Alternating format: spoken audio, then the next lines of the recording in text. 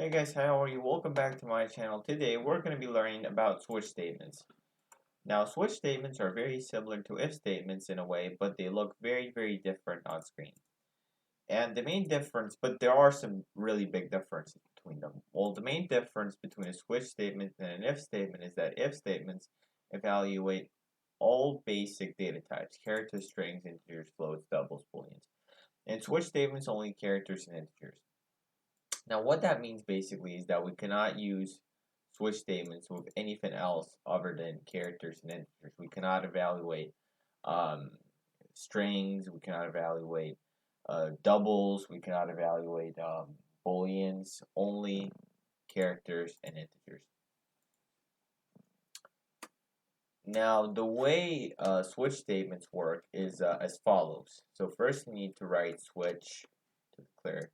And then I already created a character data type and called grades and evaluated it to be.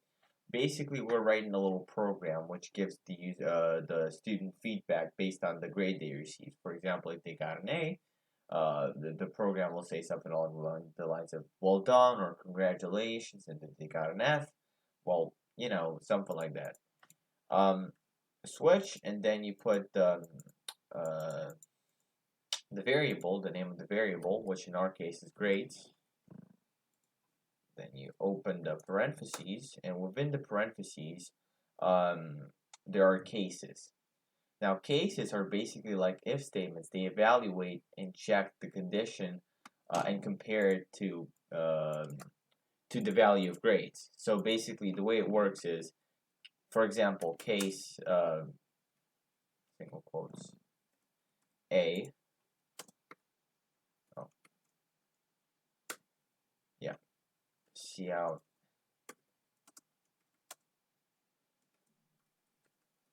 Congratulations. Congratulations. Hopefully, I spelled it correctly. It's a really hard word to spell, so don't blame me if I didn't spell it correctly. Now I'll explain all this in a sec. Um,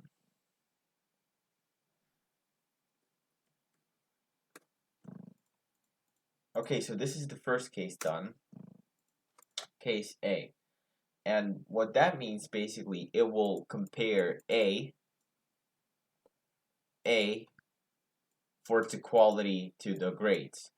And basically, if you want to think about it in more simple terms, let's just put a little comment here. Oh, oops.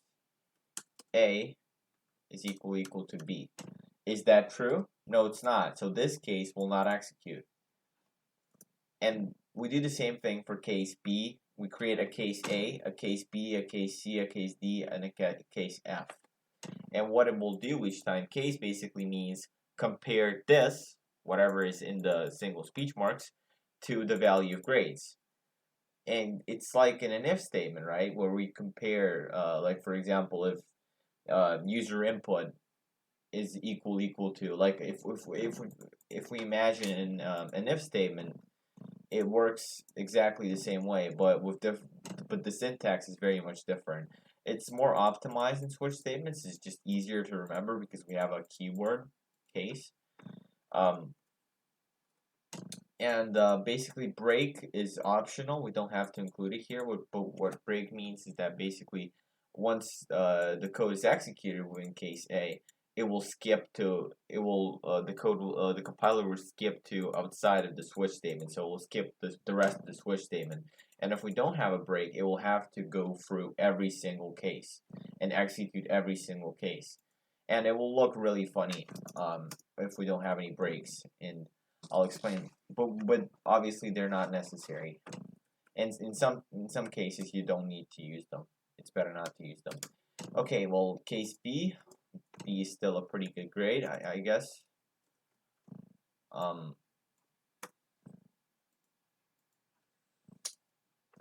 See out. Well done.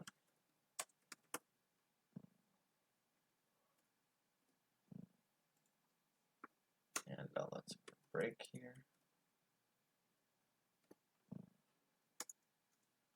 Case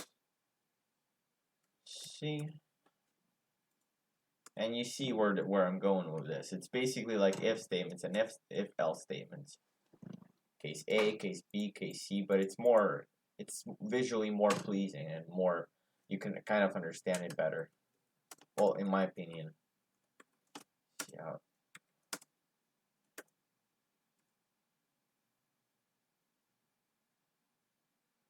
Or should I say for C? C is not a bad grade, but not a particularly good one. So let's say, not bad. Not bad.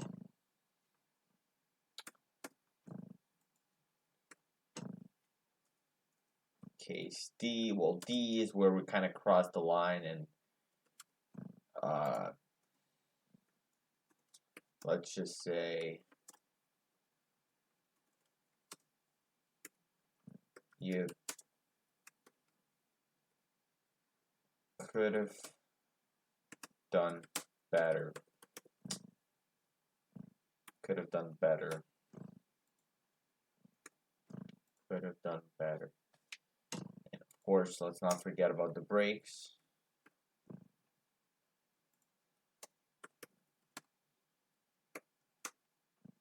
Case. And the final case is case F.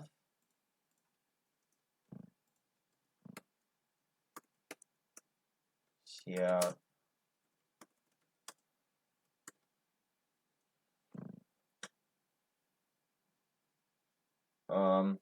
Let's say something funny here.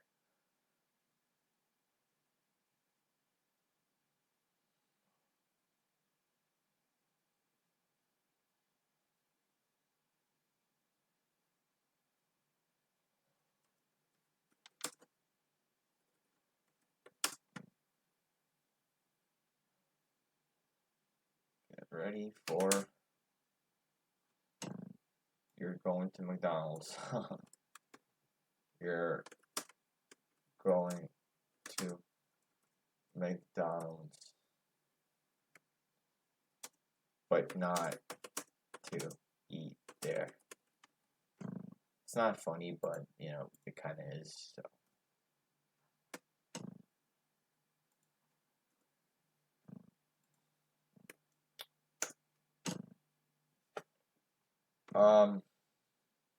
And then we have a default. Default, it's basically like else. You don't need it there, but you could put a default here. And basically default is everything else. So if they put in an invalid grade, or if they just, you know, anything else which is not A, B, C, D, and F is going to straight to the default. And the default could be something like invalid grade. Invalid grade. Okay. So that's it. Very simple, very straightforward syntax. Hold on. Now let's change this to F. Or go to McDonald's, but not to eat there. Oh, of course. See, this is what happens when you forget a break. Everything gets executed.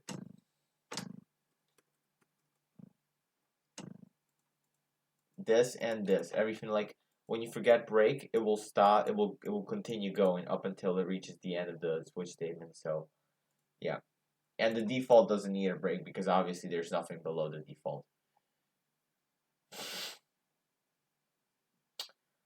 Okay, now let's see. We forgot all the breaks.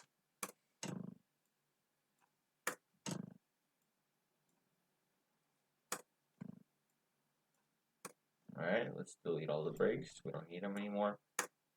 You probably already know what's gonna happen. Get ready for it, because it will be a big chunk of text. What? Alright. Let's say A. If the grade is A, then it will start at case A. It will execute the code in case A, and it will continue going. Case B, case C, case D, case F, and it will continue right until it reaches the end of the switch statement. If we start at case B, it won't go to case A because obviously case A is above case B. It will go case B, case C, case D, case F. Let's start at case A. Congratulations, well done, not bad. You could have done better. You're going to McDonald's, but not to your invalid grade, just as we expected. All right.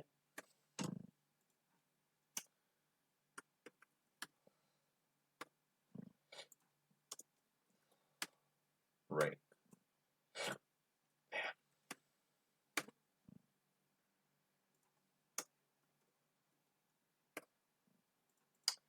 Okay, guys, thank you so much for watching, and I'll see you soon.